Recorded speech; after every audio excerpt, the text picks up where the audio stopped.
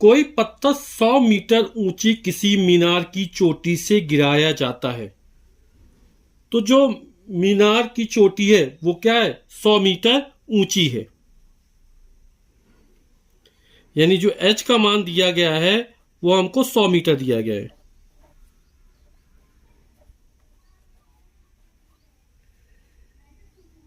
और उसी समय कोई दूसरा पत्थर 25 मीटर प्रति सेकंड के वेग से ऊर्ध्वाधर दिशा में ऊपर की ओर फेंका गया है। तो हम मान लेते ये कोई मीनार है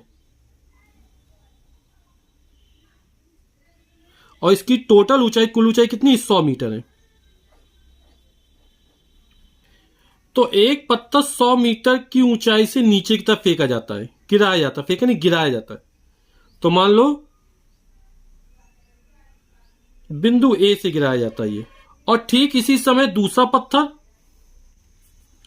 ये ऊपर की तरफ फेंका जाता है। मान लो ये बिंदु बी से फेंका जाता है।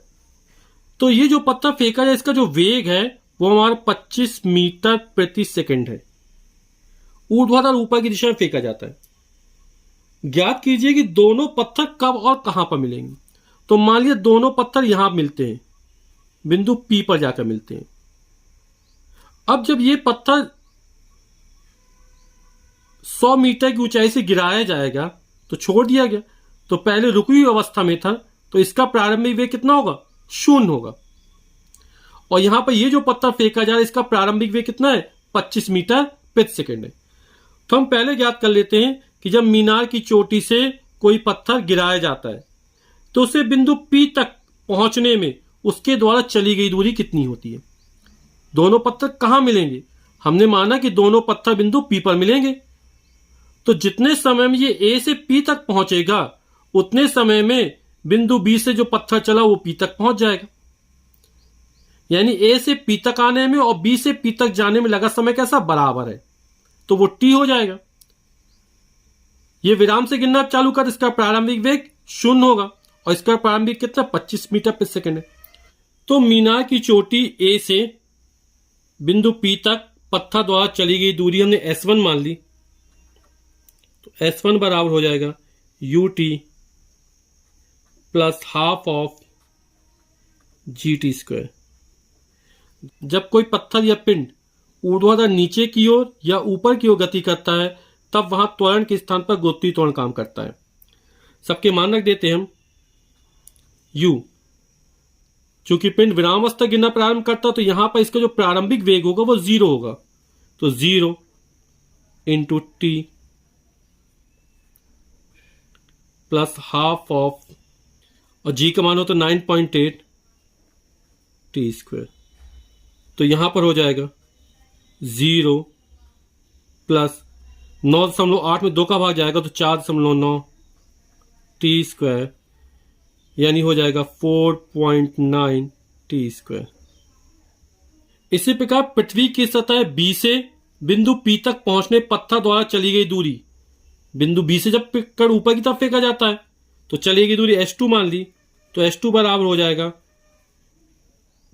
UT minus half of GT square. क्योंकि जब पत्थर ऊपर की तरफ फेंका जाएगा ऊर्ध्वाधर दिशा में तब वहां पे G के स्थान पर माइनस G काम करेगा।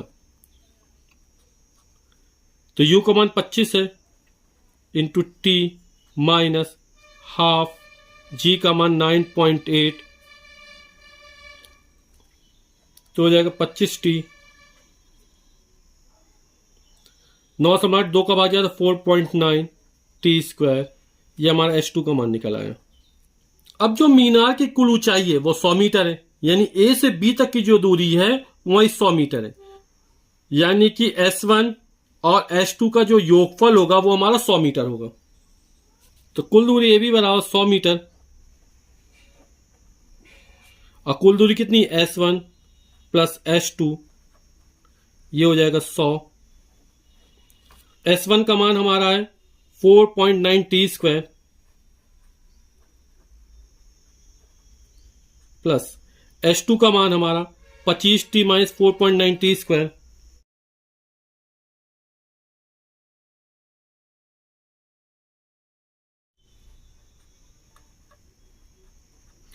ये ब्रैकेट हटा देंगे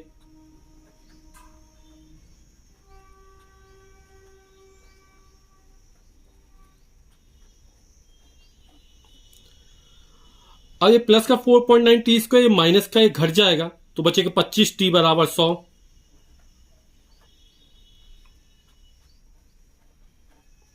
तो टी का मान निकला 25, इसके नीचे चला जाएगा।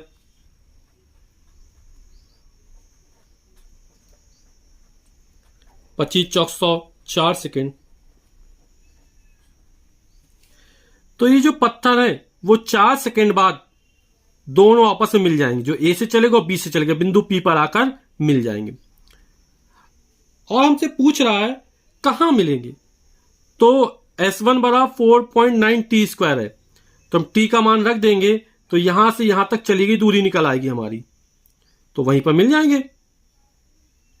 तो S1 बराबर 4.9 टी स्क्वायर, 4.9 और टी का मान 4 है, 4 का वर्ग, तो हो जाएगा 4.9 और 4 का वर्ग 16, यहां पर 9 है, 16 नंबर 144 की 4 हासिल लगी 14, 16 चौके 64, 68, 10 78, तो S1 का मान 78.4 मीटर निकल आया।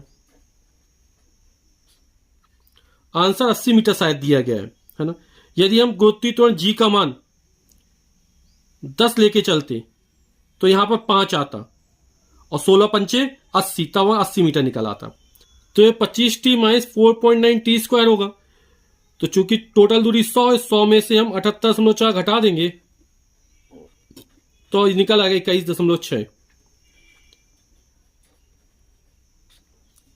तो दोनों पत्थर 4 सेकंड पश्चात मीनार की चोटी से 78.4 मीटर की दूरी पर मिलेंगे और मीनार के आधार से 21.6 मीटर की दूरी पर मिलेंगे।